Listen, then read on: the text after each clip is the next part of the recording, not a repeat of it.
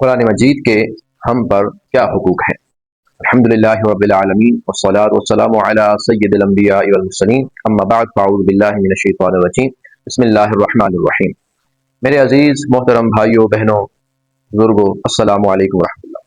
पिछली 4 नशिस्तों में हमने जाना कि हमें कुरान की ज़रूरत क्यों है, कुरान क्या है, इसका असल मकसद क्या है और इसे किस अंदाज से पढ़ना चाहिए कि हमारी ज़िंदगियाँ बदल दे।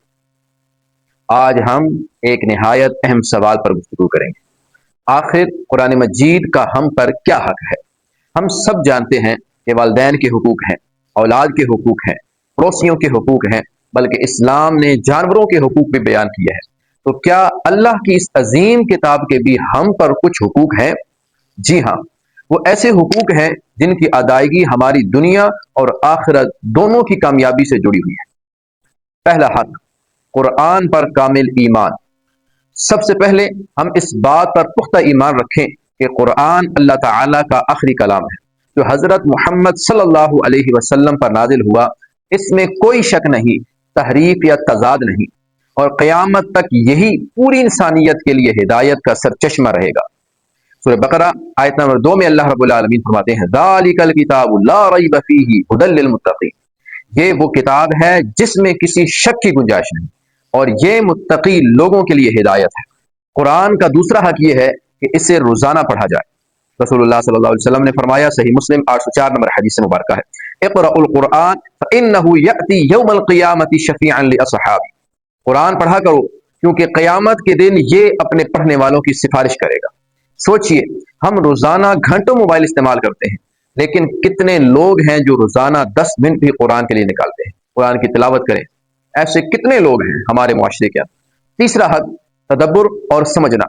कुरान सिर्फ पढ़ने के लिए नहीं बल्कि समझने के लिए नाजिल हुआ है।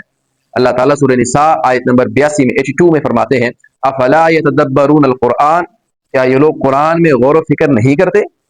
सिर्फ तिलावत काफी नहीं बल्कि हर आयत से यह सवाल भी होना चाहिए, मेरे रब ने आज मुझसे क्या फरमाया है। चौथा हक, अमल। कुरान का सबसे बड़ा हक अमल है। कुरान की बातों पर, कुरान की तालीमात पर अमल करना है।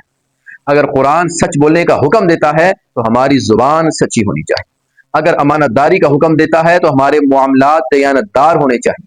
अगर वालिदैन के साथ उसने सलूक का हुक्म देता है तो सबसे पहले हमारे घर वाले हमारे अखलाक में कुरान की झलक देखें। सय्यदा आयशा सिद्दीक़ा रज़ियल्लाहु अन्हा से रिवायत है, नबी सल्लल्लाहु अलैहि वसल्लम के अखलाक के बारे में पूछा गया तो आपने फरमाया, कान खुलुकुल कुरान।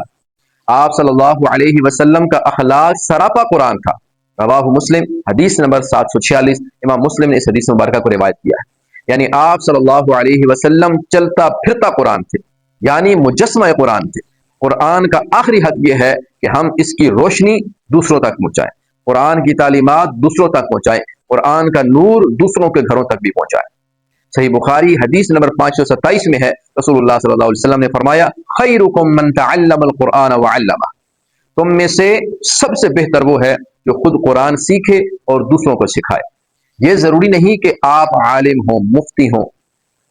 अगर आपने कुरान की एक आयत भी सही तरह सीखी है तो इसे अपने घर वालों, बच्चों या दूसरों तक पहुंचाना भी एक अजीम नेकी है। एक लम्हा गौर कीजिए, कुरान मजीद में रसूलुल्लाह सल्लल्लाहु अलैहि वसल्लम क़यामत के दिन एक शिकायत करेंगे अपने उम्मतियों के हवाले से।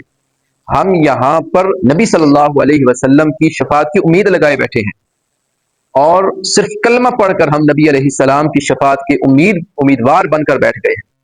हालांकि सूरह फुरकान आयत नंबर 30 में अल्लाह रब्बुल आलमीन फरमाते हैं, वक़ाल अर्रसूल या रब्बी इन्ना कौमी इत्तखज़ू हाज़ल कुरआन महजूरा। और रसूल सल्लल्लाहु अलैहि वसल्लम कहेंगे, ऐ मेरे रब, मेरी कौम ने इस कुरान को छोड़ रखा था। कुरान को छोड़ देना सिर्फ ये नहीं कि इसे ना पढ़ा जाए, बल्कि इसे ना समझना, इस पर अमल ना करना और इसे जिंदगी से दूर कर देना भी कुरान को महजूर बनाने में शामिल है, कुरान को छोड़ देने में शामिल है। कुरान का हक सिर्फ ये नहीं कि इसे चूम लिया जाए, बोसा दिया जाए, सजाकर गुलाफ में अलमारी के अंदर रख दिया जाए, बल्कि यह है कि इसे समझा जाए, इस पर अमल किया जाए और इसे अपनी जिंदगी का रहनुमा और इमाम बनाया जाए।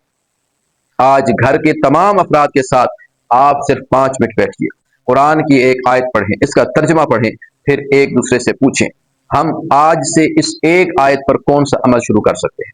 इस एक आयत में हमें क्या फरमाया गया اور ہم کس طرح اس پر عمل کر سکتے ہیں۔